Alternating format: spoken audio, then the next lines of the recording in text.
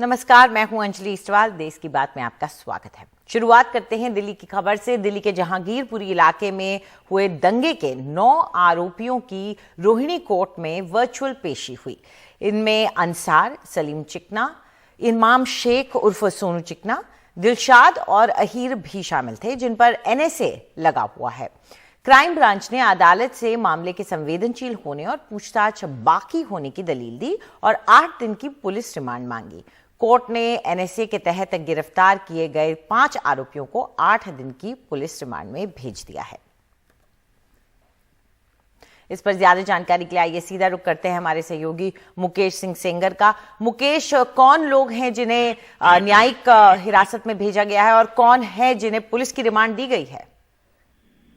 देखिए, इस मामले में जो मुख्य आरोपी अंसार है, सोनू चिकना है, सलीम चिकना है, असलम है, ये सभी आरोपी जो हैं इनको आज दिल्ली पुलिस ने कोर्ट में पेश किया था। कुल 9 आरोपी पेश किए गए थे, जिसमें 5 लोग ऐसे हैं जिन पर दिल्ली पुलिस ने पहले से ही NSA लगाया हुआ है। NSA में बेल मिलना आसान नहीं होता है, तो दिल्ली पुलिस ने कोर्ट में पेश करते वक्त कहा कि जो 5 ही आरोपी हैं जिन पर NSA लगा हुआ है, इनसे अभी लंबी पूछताछ करनी है और इनसे पूछताछ में साफ होगा कि इस घटना के पीछे जो साजिश है, उस साजिश के पीछे कौन लोग हैं, इसकी जांच करनी है। साथ में ये भी कहा कि जो आरोपी हैं उनको पश्चिम बंगाल ले जाना होगा, क्योंकि वहां पर भी जांच करनी है। कुछ लोगों के तार वहां से जुड़े हुए हैं, खासतौर से अंसार जो पश्चिम बंगाल की हल्दिया का रहने वाला है।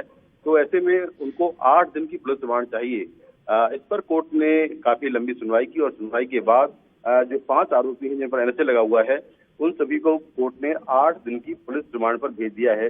जबकि बाकी के जो आरोपी 4 और आरोपी थे, उनको पुलिस ने उनकी रिमांड नहीं मांगी और उनको जेल भेज दिया गया है। खास बात यह है कि 5 और ऐसे आरोपी हैं जो अभी फरार चल रहे हैं। उनकी पहचान हो गई है। जो वीडियो फुटेज मिले हैं पुलिस को, उनके जरिए उन आरोपियों की पहचान हो गई है, लेकिन अभी वो गिरफ्त से बाहर हैं। तो उनके खिलाफ कोर्ट ने गैर जमानती वारंट जारी कर दिया है और उनकी तलाश की जा रही है। तो कोर्ट से ये अपडेट है। बाकी ईडी ने आज सुबह केस दर्ज किया है मनी लॉन्ड्रिंग का, और अंसार के मामले में ये पूरी जांच होगी कि अंसार के पास जो पैसा है वो कहां से आया, उसका सोर्स क्या है। इसकी जांच ईडी मनी लॉन्ड्रिंग के तहत करेगा। जी, शुक्रिया इस पूरी जानकारी के लिए। तो हमारे सहयोगी हमें ये जानकारी दे रहे थे कि जांच इस वक्त जारी है और पुलिस का दावा है कि पुलिस की रिमांड की जरूरत थी, खासतौर पर उन पर जिन पर NSA लगा है। उधर जहांगीरपुरी जैसे जो हाल ही के वक्त में जो वाकये हुए हैं, उनकी कवरेज को लेकर सरकार ने नाराजगी जाहिर की है। रूस यूक्रेन युद्ध के कवरेज, साथ ही में जहांगीरपुरी हिंसा की कवरेज और लाउड स्पीकर विवाद, इन सब को लेकर टीवी चैनलों पर जो डिबेट शो हो रहे हैं, उस पर सूचना और प्रसारण मंत्रालय ने नाराजगी जताई है। सरकार की तरफ से न्यूज चैनलों को एक एडवाइजरी जारी कर असामाजिक, असंसदीय और उकसाने वाली बातों से बचने को कहा गया है। केंद्र ने सख्ती से cable television network regulation act 1995 का पालन करने को कहा है। हमारे सहयोगी दे रहे हैं जानकारी। टीवी चैनलों पर खबरों के परोसे जाने के तौर तरीकों को लेकर सूचना और प्रसारण मंत्रालय काफी नाराज है। सूचना और प्रसारण मंत्रालय ने एडवाइजरी जारी करके तमाम चैनलों को कहा है कि cable television network regulation act 1995 के निर्देशों का सीधे तौर पर पालन सुनिश्चित किया जाए। उनकी नाराजगी 2-3 मुद्दों को लेकर है। रसिया यूक्रेन विवाद, जहांगीरपुरी का मामला और साथ में जिस तरीके से डिबेट शो होते हैं शाम में कई चैनलों पर, उसमें जो भाषा का इस्तेमाल होता है, तथ्यात्मक तौर पे जो त्रुटि होती है, सनसनीखेज हेडलाइन बनाकर प्रस्तुत करने की बात होती है, उसको लेकर नाराजगी जाहिर की गई है। केंद्र सरकार की नाराजगी इस बात को लेकर है कि इस बीच में खासतौर पे कुछ बीते वक्तों में रूस यूक्रेन विवाद को जिस तरीके से जो लड़ाई हो रही है, उसको जिस तरीके से सनसनीखेज हेडलाइन या फिर जो इंटरनेशनल एजेंसीज हैं उनको गलत तरीके से कोट किया गया, जिन चीज़ों का कोई लेना देना नहीं था उसको लेकर हेडलाइन बनाई गई, इस पर सीधे तौर पर आपत्ति है। जहांगीरपुरी विवाद में यह भी कहा गया कि जो सांप्रदायिक सौहार्द है उसको बिगाड़ने की कोशिश की गई, जिस तरीके की भाषा का इस्तेमाल किया गया, उत्तेजित करने वाला, असंसदीय, अमर्यादित भाषा का इस्तेमाल किया गया टीवी चैनलों पर कार्यक्रम के दौरान, या फिर वो वीडियो फुटेज दिखाए गए जो कहीं से प्रमाणिक नहीं थे, उनका सीधे तौर पे दिखा के और एक तबके को दिखा के फोकस करके उन वीडियोज़ को दिखाया गया, जिससे सांप्रदायिक सौहार्द बिगड़ने की दिशा में जो है वो एक अहम कड़ी के तौर पे उन्होंने देखा है इसको, और सीधे तौर पर निर्देश दिया है कि इन सब से बचा जाए और निर्देशों का पालन किया जाए। और एडवाइजरी उस वक्त में आई है जब इस बीच में जो डिबेट शो है उसका भी जिक्र किया गया कि कई सारे चैनलों ने जो डिबेट शो चलाए उससे भी जो भाषा का इस्तेमाल किया गया, जिस तरीके से उसमें चीखना चिल्लाना था या फिर जो भाषा का इस्तेमाल हुआ या उसमें जो कंटेंट जिस तरीके से दिखाए गए वो एक गलत मैसेज देता है समाज में, और उस पर रोक लगनी चाहिए। उसको तुरंत तत्काल प्रभाव से एडवाइजरी को अमल में लाना चाहिए और इससे बचा जाना चाहिए। तो कुल मिलाकर 3 मुद्दे हैं जिसमें रूस यूक्रेन विवाद का कवरेज है, जहांगीरपुरी का मामला है, और साथ में लाउड स्पीकर को लेकर भी चीजें कही गई कि उस पर भी जो कार्यक्रम बनाए गए, जो वो भी कार्यक्रम या हेडलाइन उसकी जो दी गई वो गलत तरीके से प्रस्तुत किया गया और समाज में उसका एक गलत संदेश जो है वो जा रहा है। जिस टीवी चैनल पे असंसदीय अमर्यादित भाषा का इस्तेमाल किया गया है, उकसाने वाली भाषा का इस्तेमाल किया गया है, या फिर वीडियो फुटेज वैसी दिखाई गई है जो अनवेरिफाइड है, खासतौर पे जहांगीरपुरी के मामले को लेकर, तो सीधे तौर पे सूचना और प्रसारण मंत्रालय ने एक लकीर खींचने की कोशिश की है और ये सुनिश्चित करवाने की कोशिश की टीवी चैनलों के जरिए कि आपने अगर इस तरीके की भाषा का इस्तेमाल किया तो जो रेगुलेशन एक्ट कहता है उससे उस कार्यक्रम को रोका जा सकता है और उसमें तमाम तरह के प्रावधान भी हैं। तो इस बात को अमल में लाया जाए और इसी मकसद को लेकर फिर से तमाम टीवी चैनलों को एडवाइजरी जारी की गई है। नाराजगी के साथ साथ ये भी कहा गया सुनिश्चित करने को लेकर कि ये तस्दीक की जाए कि ऐसी चीजें टीवी चैनलों पर न जाए। नई दिल्ली से परिमल कुमार, एनडीटीवी इंडिया। और अब खबर जम्मू कश्मीर से। प्रधानमंत्री नरेंद्र मोदी कल जम्मू कश्मीर के दौरे पर रहेंगे। पंचायत राज दिवस के मौके पर वो जम्मू के पल्ली गांव में रैली को संबोधित करेंगे। पीएम के दौरे के पहले यहां कई विकास कार्य करवाए गए हैं। कार्बन मुक्त सोलर पंचायत और सड़कें बनने से गांव के लोग काफी खुश नजर आ रहे हैं। ज्यादा जानकारी दे रहे हमारे सहयोगी नजीर मसूदी।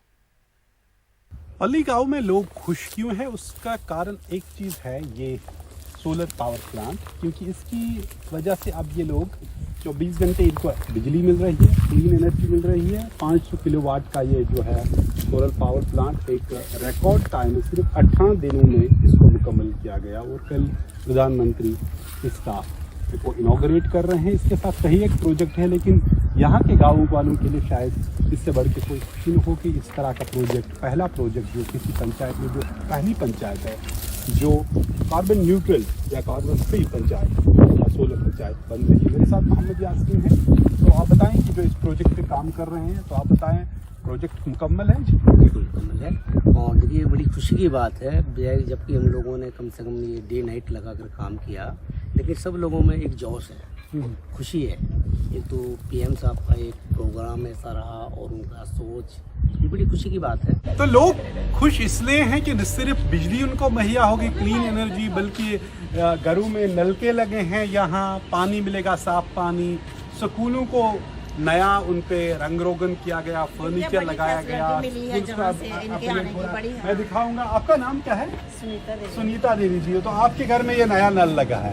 अभी लगा है। हाँ, अभी लगाया नल लगा है। ये देखिए, पानी तो पानी है क्या? टाइम का था, पानी अभी आता नहीं, अभी नहीं आता है। अभी नहीं आया, एक दिन आया था जैसे। अच्छा, एक दिन आया था, लेकिन उम्मीद है कि आ जाएगा। आ जाएगा। तो और क्या क्या, किस चीज से आप खुश हैं? यहाँ से आप देखिए, किस चीज से आप खुश हैं और क्या क्या हुआ गाँव में?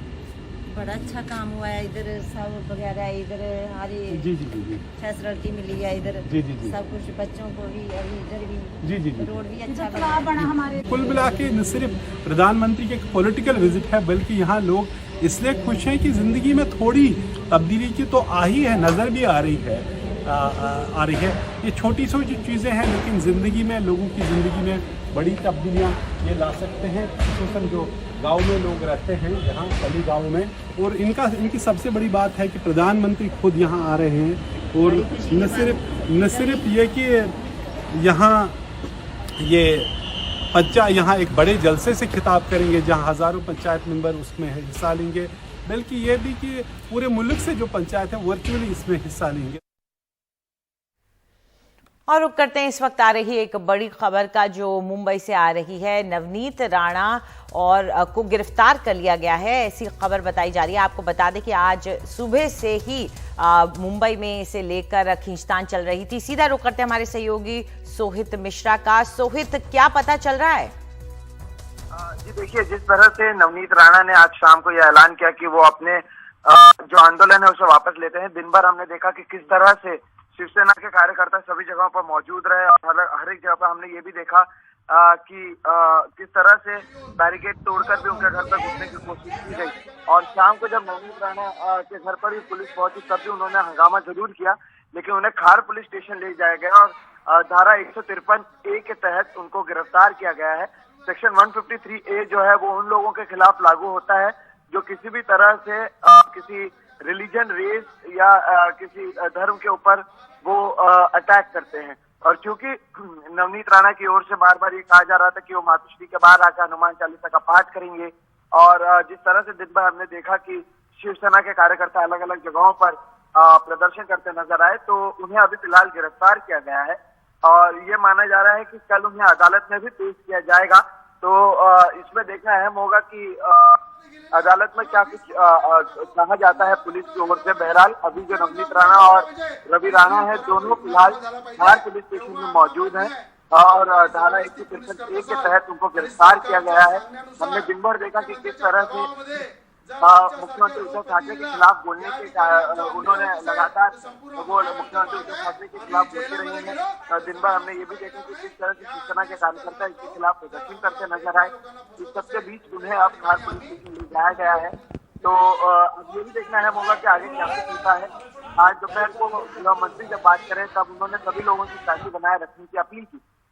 तो वहीं नवनीत राणा जब शाम को मीडिया से बात कर रही थी तब भी उन्होंने कहा कि उनके ऊपर कार्रवाई नहीं होनी चाहिए, बल्कि कार्रवाई शिवसेना के कार्यकर्ताओं पर होनी चाहिए जो उनके घर के नीचे प्रदर्शन कर रहे हैं। बहरहाल अब उन्हें पुलिस अपने पुलिस स्टेशन ले गई है और उन्हें गिरफ्तार किया गया है।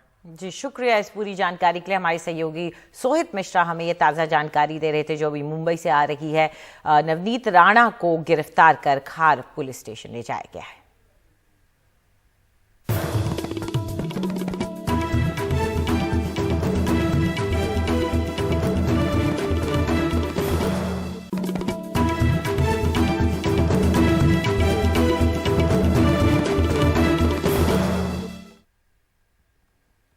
खबर राजस्थान से, जहां के अलवर में एक मंदिर के तोड़े जाने से राजनीतिक विवाद खड़ा हो गया है।